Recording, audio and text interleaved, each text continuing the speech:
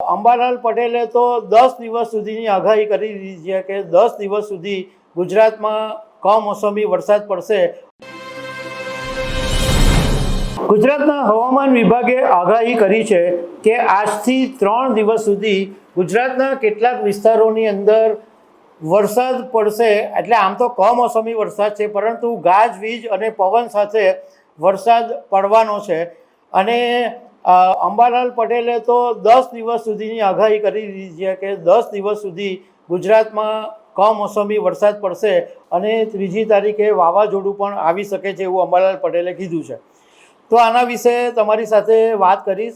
મારું નામ રાજેશ શાહ છે અને તમે જોઈ રહ્યા છો ગુજરાતના સૌથી મોટા ડિજિટલ ન્યૂઝ પ્લેટફોર્મ ખબરછે.com. ગુજરાતના હવામાન વિભાગે કીધું છે કે 2 તારીખથી 4 એપ્રિલ સુધી ગુજરાતમાં કમોસમી વરસાદ પડશે અને રાજ્ય તરફ 3 સિસ્ટમ આવી રહી છે. એક છે સાયક્લોનિક સર્ક્યુલેશન, બીજું વેસ્ટર્ન ડિસ્ટર્બન્સ અને વરસાદી ટર્ફ. એટલે આ 3 સિસ્ટમો સક્રિય થવાને કારણે ગુજરાતમાં 4 એપ્રિલ સુધી વરસાદ પડી શકે છે. તો ગુજરાતના હવામાન વિભાગના જાણકાર અંબાલાલ પટેલે તો 12 એપ્રિલ સુધી ગુજરાતમાં કમોસમી વરસાદ પડવાની આગાહી કરી દીધી છે. અને એમણે એવું કીધું છે કે સૌરાષ્ટ્ર અને કચ્છની અંદર તો કરાનો વરસાદ બી પડશે. આજે 2 એપ્રિલે હવામાન વિભાગે કચ્છ, બનાસકાંઠા, પાટણ, સાબરકાંઠા, મહેસાણા, દ્વારકા, રાજકોટ, પોરબંદર, જુનાગઢ, ગીર સોમનાથ, અમરેલી, ભાવનગર, વડોદરા, ભરૂચ, છોટાઉદેપુર, દાહોદ, સુરત, તાપી, નવસારી, ડાંગ, વલસાડ, દમણ અને દાદરા નગર હવેલી આ વિસ્તારમાં વરસાદ પડવાની કીધું છે. અને 3 એપ્રિલે પશ્ચિમ સૌરાષ્ટ્રમાં વાવાઝોડું આવી શકે એવું અંબાલાલ પટેલનું કહેવું છે. હવે આ તો હવામાન વિભાગે જે વાત કરી છે એ હું તમને થોડીક સરળ અને સામાન્ય ભાષામાં સમજાવવાની કોશિશ કરીશ.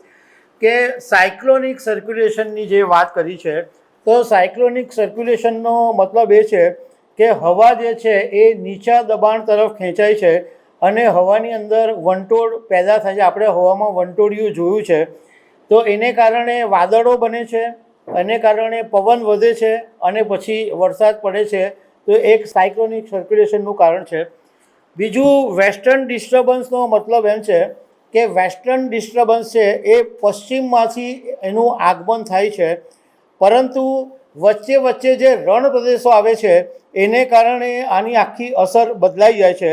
કારણ કે રણ પ્રદેશની અંદર રેતી હોય અને રેતી છે એ ઝડપથી ગરમ થાય અને એ રેતી ગરમ થાય અને એની હવા છે એ ઉપર તરફ જાય અને એને કારણે લો પ્રેશર બને. અને વેસ્ટર્ન ડિસ્ટર્બન્સ છે એ યુરોપથી શરૂ થાય, એ પછી મધ્ય એશિયા, અફઘાનિસ્તાન, પાકિસ્તાન થઈને ભારતમાં આવે અને ભારતમાં જમ્મુ કાશ્મીર, પંજાબ, રાજસ્થાન અને પછી ગુજરાત તરફ આવે. તો અત્યારે વેસ્ટર્ન ડિસ્ટર્બન્સ ગુજરાત તરફ આવી રહ્યું છે અને પાકિસ્તાનથી ભેજ અને ઉર્જા લઈને આગળ વધે અને હિમાલય સાથે અથડાય અને પછી મજબૂત બને છે.